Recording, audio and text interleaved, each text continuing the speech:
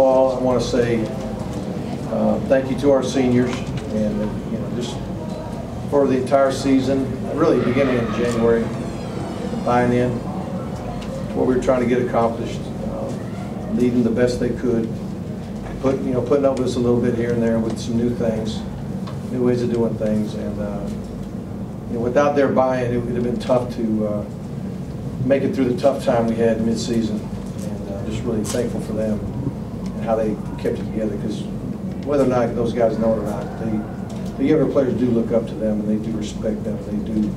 They usually do what they do, and what they did is they led well and they persevered through the tough times. So I want to thank them, and then just congratulate the entire team. It was a great victory.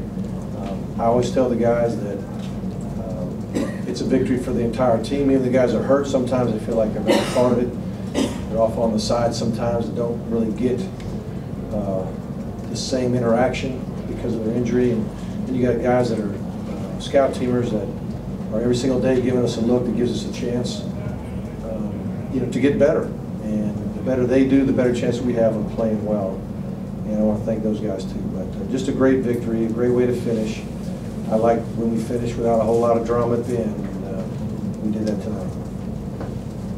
Questions for Coach Richt? Mark, is that about as complete a game as you've seen from Brad? I mean, he missed on a couple, sure, but yeah, 396, throwing for 4, not giving the ball away. Yeah, he did a great job. And the play that broke it open obviously was the one down the middle, basically to Njoku, and he actually, they were showing a blitz. He felt like it was true zero coverage, meaning no safety deep, and so he checked to a play that's really good against that.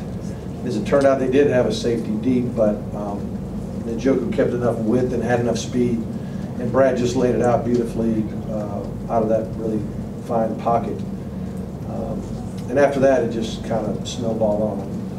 I know they've had some injuries in their perimeter and their defensive backfield, and we probably waited too long to try to exploit it a little bit, but in the end, just about everybody had a deep ball somewhere along the way, which is great. Mark, I know it just ended, but maybe you could give us some words to kind of describe your thoughts on this regular season. Right. Well, I really felt like we could win the Coastal. When the whole thing started, you just don't know for sure what you have and how to compare it to the rest of the league and all that. No disrespect to the Coastal at all. I mean, Virginia Tech, their first year they took care of business. They got it done, and they whipped us. Really, of all the games we played, they took care of business with us, and they had no drama at the end of their game against us, so they did a great job. But there's no reason to believe that we can't become, one of the teams that every year is going to be fighting to get in that championship game, and hopefully we'll just keep getting better. Mark, what did you see? The game was kind of going back and forth for a while there, and then Brad had that 5-pass streak going, where he had 195 yards and 2 touchdowns in that run. What did you see that you were calling those deep throws, and how do you describe how hot Brad was at that point? Yeah, well, again, he audible to the first one. And I laughed when I saw him on the sidelines. You got tired of all this little dink and dunk high percentage stuff. You just want to launch it. So he's like, yeah, I wanted to launch it. So he launched it, and it was good. And then it got contagious with me. I said, all right, let's launch a few more and see what happens. And you need protection. You need guys to make plays. I mean, Cody made a great play. Barrios made a phenomenal catch. I don't even remember everybody who made all their plays. And then, of course, the little naked bootleg we ran and hit Njoku out the flat. Got a great block from his fellow tight end, Herndon. And then I know Stacy was blocking downfield.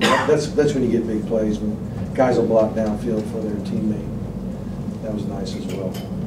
Was the deep pass something you guys saw at halftime, or was that kind of the game plan going in? Well, we had, I call them shots, deep ball shots. And, part of the deep ball shots is if you see a certain coverage, you can audible to a max protect and take a shot. And that's what kind of broke it open. I really I was thinking we could run the ball better than we did, give them credit. They did some twisting and things of that nature. And we threw a couple nows out there when maybe we could have handed it off and had a softer box, meaning, you know, less defenders in the box. So we got a little frustrated with that, and then again, the audible changed everything. Really. Brad's ability to see what he saw and make the play was huge.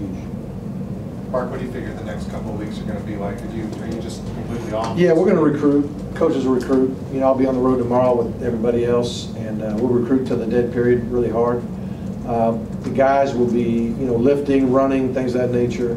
We might have one bowl practice the weekend of the 9th, 10th, and 11th, I think it is, a big recruiting weekend for us. We'll probably have one there, and then I think it's the next Wednesday when exams end. So we'll probably crank up practice again. In the meantime, we'll be doing what we have to do academically, and then also, you know, the running and lifting to stay in shape. And you can get strong again this time of the year. You can get healthy this time of the year. You get refreshed this time of year, and that's going to be our goal the next couple of weeks for the players. But coaches will be recruiting like mad till the dead period comes. Mark, and I know you've mentioned that this is also the time of year where you start to have those discussions with the juniors. How does that kind of fit into the schedule now? And yeah, I'll talk to them soon. You know, I'm not going to say the day, but I'll talk to them soon. And the first meeting is just about trying to get a feel for what they're thinking. You know, if they're like, Coach, I'm coming back no matter what, it makes it pretty simple. If they're like, I'm not sure, you know, then it gets to the point where I want them to understand how I'm going to go about it, and that is educate them the best we can with the best information, and that's really NFL information. They have a system to find out where a guy who's going to be a possible draft pick, and then you know people in the league that can give you a really honest assessment. And so you know, I just want to educate our guys to let them know how the draft works, how the slotting of the rounds go, how the NFL, maybe not every single team in the NFL, but a lot of the teams in the NFL that we know and trust, how they view you. And because, you know, like I mentioned in another press conference, there may have been as many as 80 or 90 guys that have, by the media or by somebody, said they are a first-round draft pick. There's only 32 slots. You know, so a lot of guys are like, hey, I'm a first-rounder, I'm a second-rounder. You may not be a first-rounder, you may not be a second-rounder.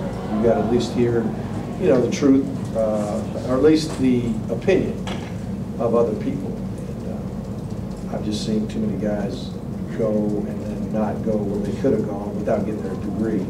So, you know, again, I'm not trying to talk anybody into staying, anybody into going. You know, I'll just go back to, you know, when I had Todd Gurley, I knew he was going to be the first running back taken in the draft. That's what everybody said. That's what I said to him. You know, he was even thinking he might want to stay and all that, and I said, there's no professional reason to come back. He probably will be the first pick of the draft. Stafford was going to be the first pick of the draft at his position overall first. A.J. Green, you know, guys like that. No, Sean Moreno was in the same boat. You know, so that conversation with them is a little bit different than guys that maybe he's a mid-second round projection to third. Well, where does that? How does that compare to being a mid-first rounder? You know, if everybody ahead of you gets drafted, then all of a sudden you move up by virtue of that vacuum, and then you actually even get better. In the meantime, you get your degree. There's value in that. So we'll at least explain everything to them and let them do what they think is best for them and their family. All right, last question, guys. Not to put a crimp into the party and no. Well, then don't then. No, I mean, knowing the talent that Brad has and how well he's done, do you worry a little? Just again, I want what's best for all the guys. You know, if it's in the best interest for him to move on, then that's what we want for him. You know, but you know, is that necessarily true? I don't know. That's what we got to investigate.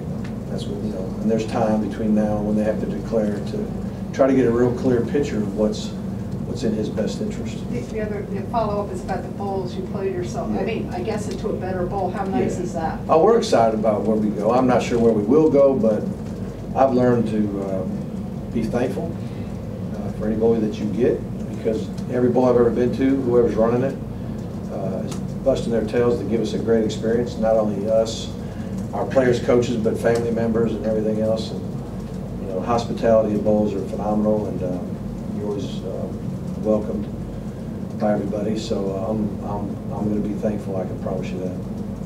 All right, thanks. Thank you.